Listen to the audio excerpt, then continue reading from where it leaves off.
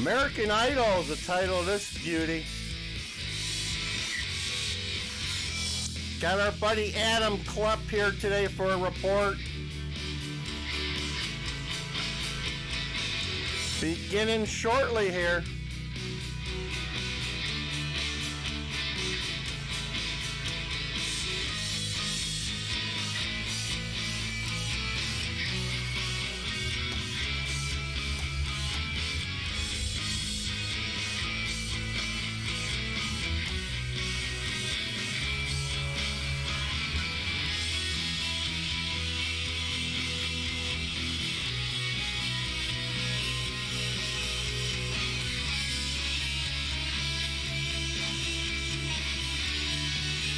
Alright, let's bring the music down.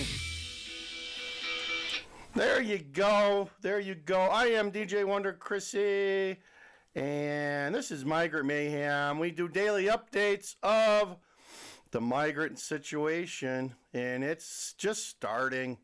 I keep reminding you folks, it is just starting, and it is a mess.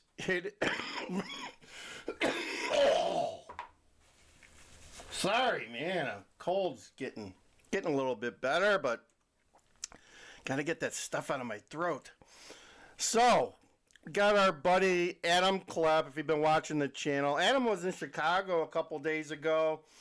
He appears to have migrated himself to Detroit. I know some folks in the Detroit area. They're probably shaking in their boots now as Adam is reporting that migrants are making their way all across the Midwest. It's not just for Chicago anymore. And we'll also have a report on Brandon's meeting and how useless that was.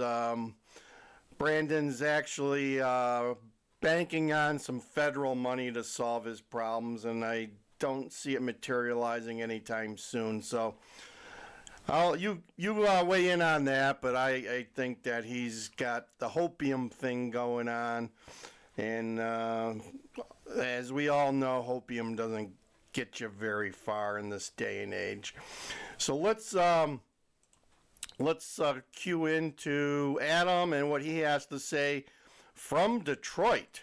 This is the Freedom House in Detroit. I just spoke to the CEO, who told me usually in a year they serve about 125 refugees. Now they have over 200 clients and 70 people staying under their roof. In this neighborhood, just west of downtown Detroit, the Freedom House, a nonprofit operating in the city for over 40 years, takes on its latest challenge. As other cities become overwhelmed with this current situation, we're seeing that we're getting some of that overflow. The Freedom House's CEO, Elizabeth Orozco Vasquez, says many of the migrants who come to their door expect to be able to work right away, not understanding it's a month's or a years-long process to get authorization while their asylum claims are pending in court. It's really difficult to explain that, and it's disheartening. You can see their face fall. I'm able to speak with one of the migrants staying at the Freedom House. Per the Freedom House's request, I'm not sharing their name or face. The man tells me he came from Venezuela 4 months ago, and it hasn't gone as planned. What one expects when coming here is to work and make money to help the families in our country, but I haven't been able to do that. Orozco Vasquez says this is a frustrating part of her job. Local businesses call me and say, we need workers. Adding if the migrants could legally work, they would become self-sufficient. Then she would free up much-needed space. So the person who wants to work, businesses here in the U.S. that need employees, and they're unable to connect because the U.S. government has put restrictions in place so that they can't work. Still, migrants tell me this situation is still better than what they left behind. I still would have come to the U.S. We come knowing the beginning will be hard. By waiting and by God, our problems will be solved. His court date is set for October. Reporting in Detroit, Michigan, Adam Klepp, KGUN 9. Okay, so there's Adam, our reporter, who's from Arizona, and he's making his way across the United States reporting on the migrants, doing a great job. As I said before, he was in Chicago for a week or so, did a couple reports there. And we'll be watching him and see what else he comes up with as he's traveling the Midwest. Maybe he's making his way over to New York City. I got a feeling that that may be what's going on there. So, as I said, the next one is Brandon Johnson as he looks for money from the federal government. He had his meeting finally yesterday with any mayors in the Chicago region that wanted to show up, and they also attended virtually. So let's get a readout on that. And you also notice that starting to be a little more tension between J.B. Pritzker, the Chris Christie of the Midwest, and Brandon as we move forward, as you're not seeing eye to eye on how Chicago and Brandon are handling the crisis. Wet January day, migrants and their children hang out outside of Streeterville's Inn of Chicago, one of the city's largest shelters. With 28 full shelters and no funds to open up a new one, Mayor Brandon Johnson has called a special meeting with suburban mayors. One of his asks is for more help to house new arrivals. Something that I think we need to be really asking and wrestling with is, are we actually a welcoming state, or a state with a welcoming city in it? And I think the later, and at some point, Brandon's going to do something stupid like asking homeowners to open up their doors and let people in, like the councilman in Naperville did last week. The thing people should think about. City council members have been pushing for municipalities to help share the burden. Burr Ridge Mayor Gary Grasso says mayors have several questions for Johnson. Burr Ridge was one of the first ones that got a bus about a year and a half ago, and in the middle of the night they showed up at a hotel in Burr Ridge, and this mayor wasn't notified. Nobody in the city was notified, and I think that was part of the Salvation Army's handling of the migrants with the city of Chicago, and this guy was pissed. Politics aside, as to cause and effect, I think all mayors want to be sure that their residents are safe and the migrants are safe, and that we have an understanding of how the process is going to work when migrants come. While the city has no plans to open up new shelters anytime soon, the state has allocated. Big mistake. If you're not opening up shelters, you better get these people settled into some housing. And just so you know, Chicago has historically been real lacking when it comes to affordable housing. So there's not a lot of places you can stuff these people. An extra $160 million to help. But Governor J.B. Pritzker says he's waiting on the city for a plan. The city has not. Here's the Chris Christie of the Midwest, folks. Not told the state where they would like us to put our resources to build new shelters or help them build new shelters. So we can't help if they don't identify those locations. Meantime, some alderpersons are hoping Mayor Johnson extends the 60-day shelter eviction policy again until the weather gets warmer. It was zero about 3 days ago. Today it's raining. We've got 2 feet of snow that's melting. It's 33 degrees. There's not going to be any, they're going to see some flooding in Chicago because there's nowhere for that water to go because the ground is frozen. So you're going to see lots of runoff. You're going to see lots of flooding in the Midwest here. Just a brief weather update. I think I should have been a geologist or something. And Alderwoman Jeanette Taylor and others are concerned. Here you go. Here's somebody that's actually thinking about it. About how the city can continue to financially support the crisis. Good the question. young people used to say, we don't got it. We don't have it. And so we can't continue to rob Peter to pay Paul to fix a crisis that we didn't create. Besides periodic briefings with members of City Council, Alderman Taylor and others have been pushing the mayor's office to hold a special City Council meeting on migrants. Taylor says so everyone at once can come up with solutions. Watch breaking news. All right, so there you have it. 2 good videos for today. Like, share, and subscribe. be able to check out all my other live streams. We do daily live streams, so if you're interested in what's going on in Chicago, and also I cover a little bit of New York City. Yeah.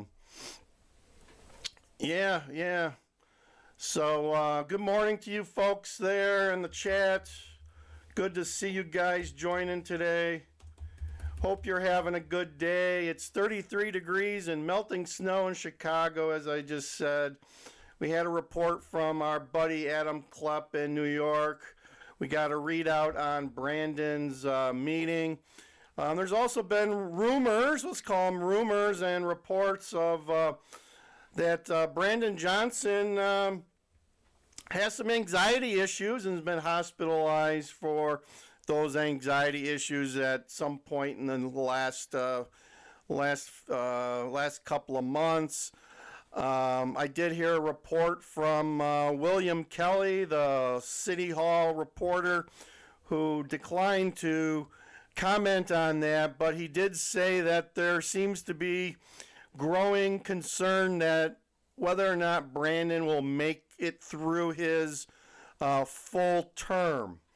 So with the DNC coming in, I think, August of this year to Chicago and the United Center, there's growing concern to push Brandon out. And I don't, as you saw here, our governor, Chris Christie of the Midwest, J.B. Pritzker, and him haven't been seeing eye to eye for a while, and don't agree on loads of things, but they have to get along. So just a little tidbit there that you may be seeing some growing move to get rid of Brandon. And I know I had some video of Kata Truss, who's a big Chicago advocate in the Chicago West Chicago community that actually said they were thinking about recalling Brandon, which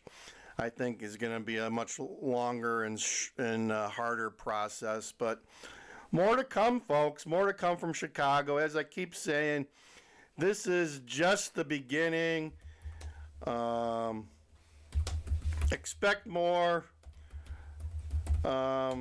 Winter's not over here, so the migrants are getting a full dose of reality. And let's close this with my favorite reporter, Casey Cronus.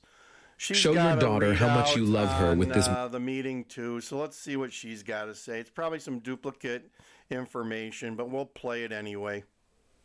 Hosting a closed-door meeting with 25 suburban mayors up for discussion, the new Arrivals program. And Casey Cronus is live in Pilsen with the latest on that. Beautiful Casey Cronus.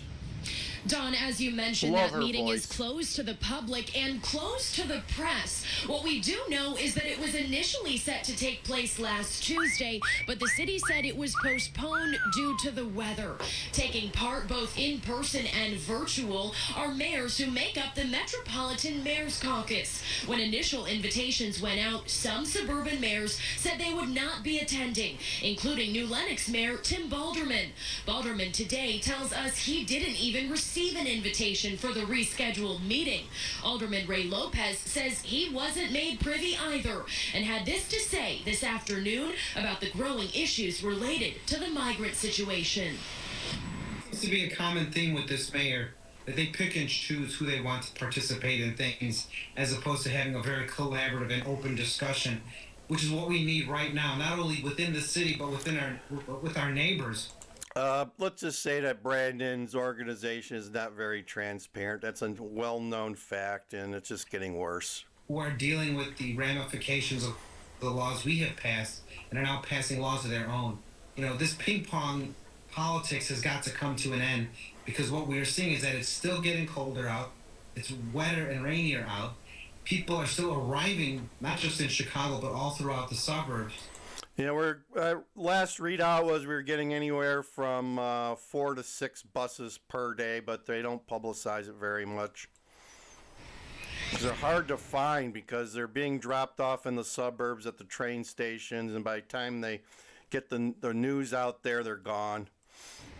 And last week, the city announced it is putting a pause on opening new migrant shelters, instead turning its focus. Bad move there, because the buses ain't stopping, Brandon. Let's go, Brandon. Focus to resettlement, but that too is leading to some confusion. Coming up at 5, we'll share what we are learning about eviction notices that some migrants are receiving.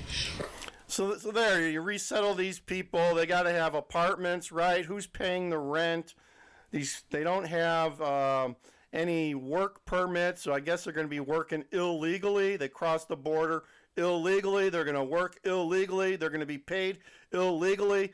Just a whole lot of violating of American laws going on around here. Yeah, Detroit is next, says Derek Holloway. And Penny USA says it's going to get worse. Yes, it is. I can guarantee that. You can see Chicago is just unwinding. We've got these shelters that are being stuffed full, double the capacity. And when you push people into places like sardines, you're going to see what happened in New York City this week. They had some assaults, actually I think some murders go on in Rikers Island tent in New York City, and they had some bad things happen in those tents. And as you can see, those I think Brandon's cooled off on the tents, because those tents aren't made for the cold weather we get here in Chicago.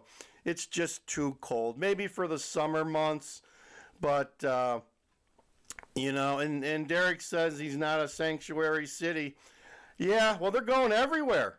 They're going everywhere. Penny says, yeah, Traverse City, beautiful Traverse City can use some workers. I know Lake Geneva could use some workers. We haven't seen that one come up yet, but they're always looking for housekeeping staff and manual labor in Lake Geneva, and they can't get enough of it. So they may be heading to Wisconsin there.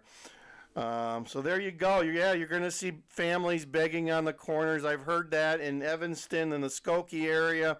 There's been reports of them, in the traffic asking for money while they have their kids sitting over on the curb as like a little, give me some money type of thing. So it's a slow train wreck, but it's a train wreck, nonetheless. That's all I can say. It's definitely a train wreck in progress. And if you like watching train wrecks, you can just watch this from afar. Well, I am DJ Wonder Chrissy. I think we're at our limit. Check out all of our live streams. Check out, we got all sorts of videos. We do car shows, we do casinos, we do foodie stuff, and we even did some migrant mix-ups of mass media for you. So check it out. It's a great website, Land Cruiser Midwest. I am DJ Wonder Chrissy. This is Migrant Mayhem. Thank you for watching. Thank you for comment, like below, and share, folks, because it matters. We need you guys to help us get the word out, what's happening in Chicago. And over and out, DJ Wonder Chrissy. We always end this with God bless Donald Trump. Thank you.